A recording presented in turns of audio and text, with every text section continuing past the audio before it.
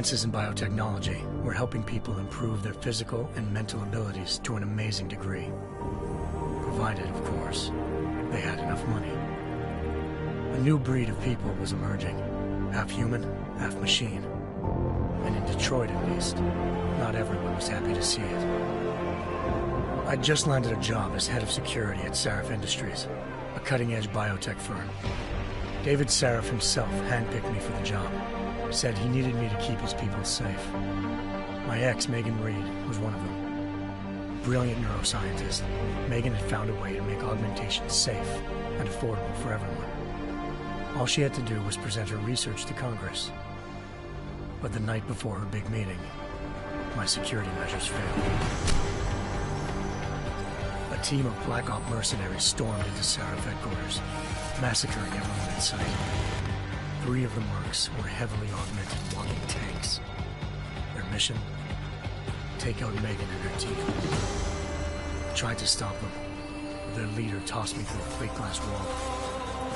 Last thing I heard as his bullets slammed into my brain was Megan's dying scream. I should have died with her. Only I didn't. High-end military-grade enhancements saved my life. The best augmentation Sarif's money could buy. It took me half a year to get a feel for them. Should have taken longer. But 6 months into my recovery, Sarif Industries was attacked again. This time, by a radical group of pro-human purists. Violent, militant, and fanatically opposed to human augmentation. They claimed to be members of Humanity Front, a non-profit organization that wanted the UN to limit biotechnology research. The thugs broke into Sarif's factory and found machinists working overtime on a top-secret military augment called the Typhoon. Sarif sent me to retrieve it, and when I did, I found one of the so-called purists next to it, wired with cerebral implants, trying to download its classified specs. Obviously, something more was going on. The AUG killed himself before I could question him. Sarif ordered me to dig deeper, so with the help of Frank Pritchard, Sarif's head of cybersecurity, I did. Turns out a second hacker had been controlling the AUG's actions from somewhere off-site.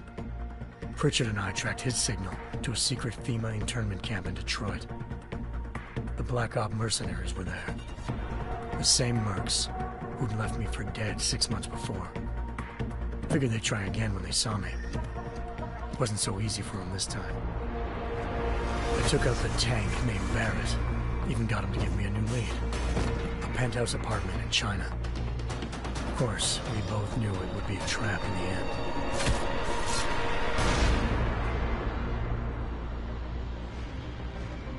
Hengsha Island, China.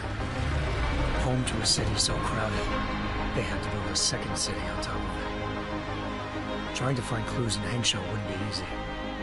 Lucky for me, I wasn't alone. Farida Malik, Sarif Industries' ace pilot, had lived in Hengsha before. A good person to have on your side. She knew enough about the place to get me around. Malik dropped me in the lower city, close to the penthouse Barrett had told me about. Bell Tower Associates, a private security firm under contract to the Chinese government, had agents tossing the suite when I arrived. Just not for the reason I'd been expecting. Turns out the man who lived there was a criminal hacker named Van Bruggen. The same hacker who'd been remotely controlling the AUG in Sarif's factory. Van Bruggen's panicked decision to force the man to commit suicide had been a mistake. Now his mercenary partners were gunning for him, and I needed to find him before they did. Locating Van Bruggen meant playing nice with the Triads, Hengsha's organized crime lords. They had the hacker holed up inside a low-rent capsule hotel. By the time I found him, Van Bruggen had no qualms giving up the woman who hired him. Zhao Yunru, president of the Taiyang Medical Corporation. According to Van Bruggen, Zhao wanted to monopolize the augmentation industry and had hired Black Op mercenaries to destabilize her competition. Sarif Industries was at the top of her list. To prove this, I needed to get inside TYM and grab a surveillance hologram off a server. I suspected Van Bruggen was hiding something when he told me this. but nothing could have prepared me for what I saw. Megan wasn't dead.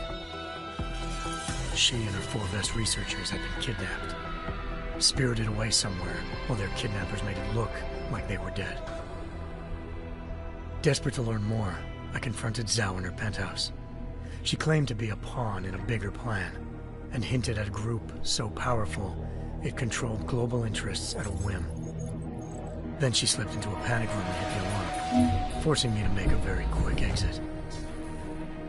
I figured Zhao was lying, but part of her confession made sense.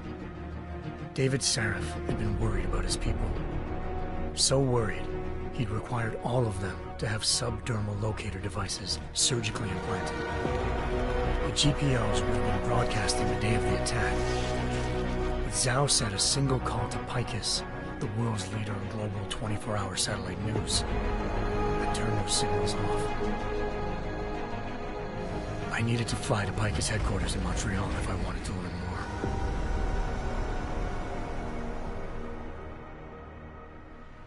Eliza Cassan, Picus Communications' First Lady of News.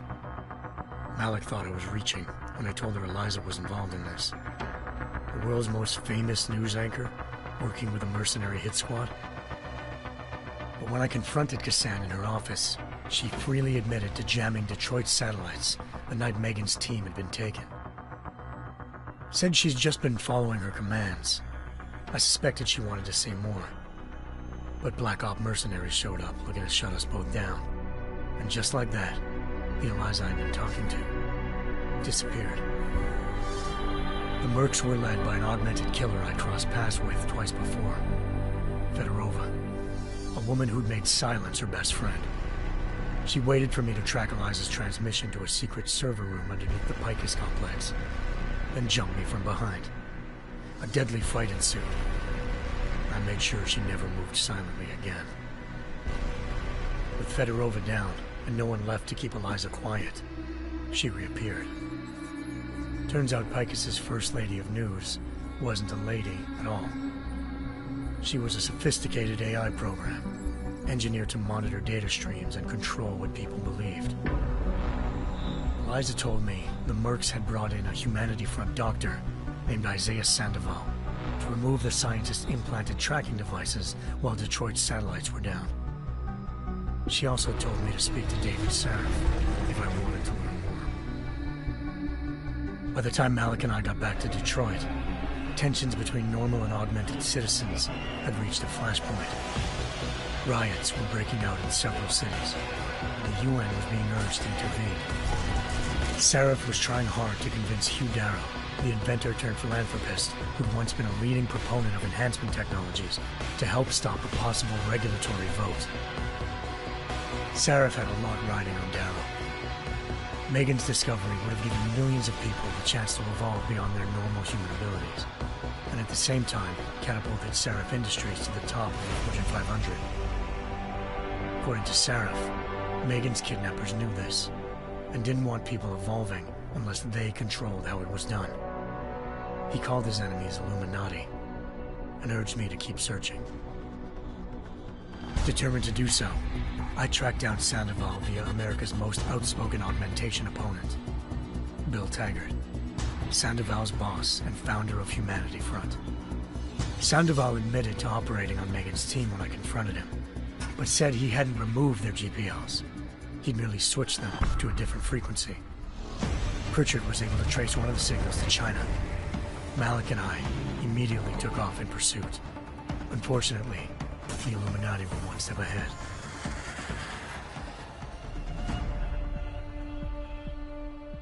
Ambushed. Shot out of the sky by Bell Tower Associates, seconds after entering Hengsha's airspace. Malik's piloting skills saved me.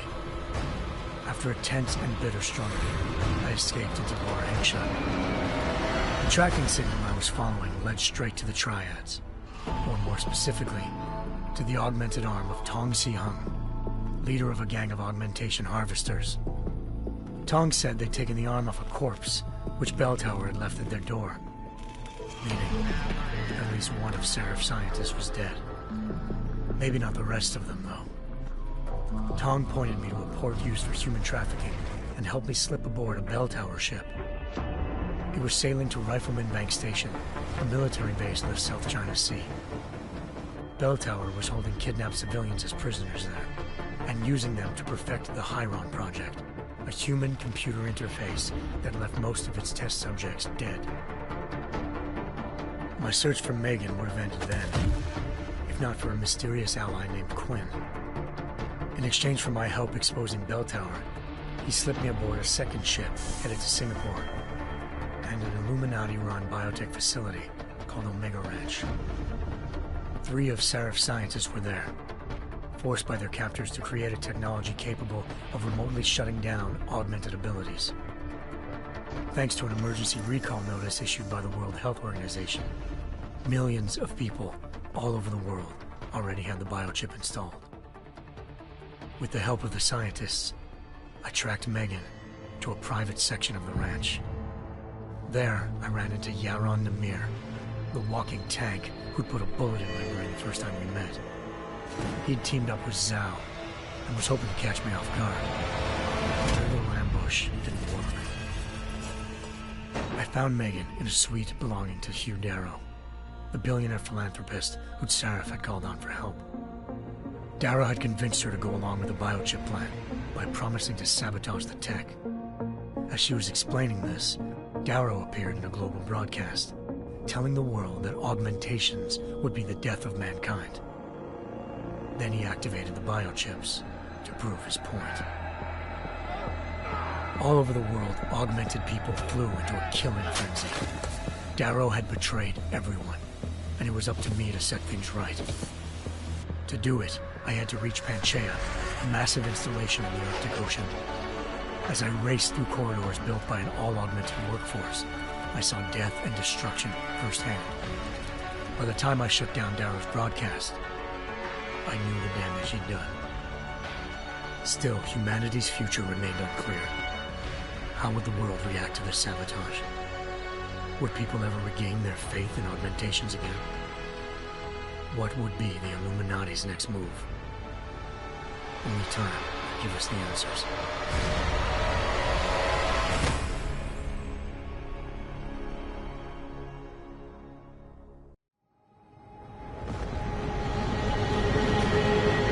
I once thought I could save the world. Now look at it.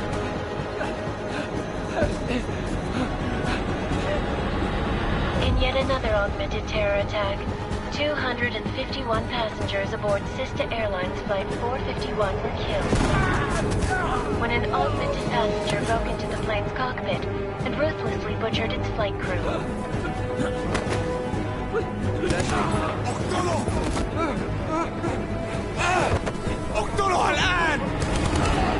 Details recovered from the black box recorder suggest that the man may have been suffering flashbacks to the AUG incident. That horrible day 2 years ago when augmented people all over the world flew into a psychotic killing spree, causing the greatest loss of life in recent history. Sometimes, you just have to let go and embrace what you've become. Not gonna go all wonky on us now, Hansa, are ya? Well, if I do, McCready, I guarantee you'll never see it coming. Agent Jensen, am I gonna have a problem with you? No, sir. No reason to assume you would. Good, because you are the only augmented operative on this team, and I intend to make good use of you. Listen up, all of you. We got a sandstorm barreling down our arse and we can't afford to make mistakes. We're going after this man, an arms dealer named Shepard. He's ex-Bell Tower, one of the Special Forces commanders who disappeared during the incident. And he's come out of hiding. That cannot be good. It's not. He's selling weapons and military-grade augments to terrorists. This is Aran Singh, the undercover agent who lured Shepard out of his hole. Best you see Interpol's got. For 3 years he's worked hard to get in tight with the Jinn, an Iraqi smuggling cartel that's infected the Eastern Hemisphere like a plague. Last week, our arms dealer sent a message to the Jinn, offering to sell them a shitload of black market merchandise dirt cheap. They told Singh to handle the buy, They're not gonna like it when Interpol disrupts their party. Sing's cover really that good? It is right now. We need to keep it that way. This is where the deal's going down. A half-finished high-rise hotel that's been abandoned ever since the incident. It's not a pretty picture inside. Let me guess. Most of the laborers were augmented with heavy-duty industrial rigs.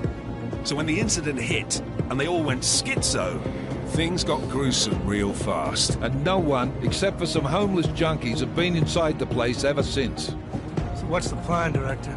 Sing's meeting Shepard on the ground floor, inside the hotel's main atrium. He sent the bulk of his gin crew to the penthouse levels to secure a vantage point. I want McCready's team to take up positions overlooking the atrium and make the arrest. Jensen, you're going in solo from the roof. My objectives? Keep the gin from joining the party. As far as we can tell, only one route connects the atrium to the penthouse level, a halfway decent elevator shaft. Here. I want you to block access to it. Fine. Just cut me loose. Do you plan on relying solely on your augments for this one? I'd recommend taking a little hardware, just to be sure.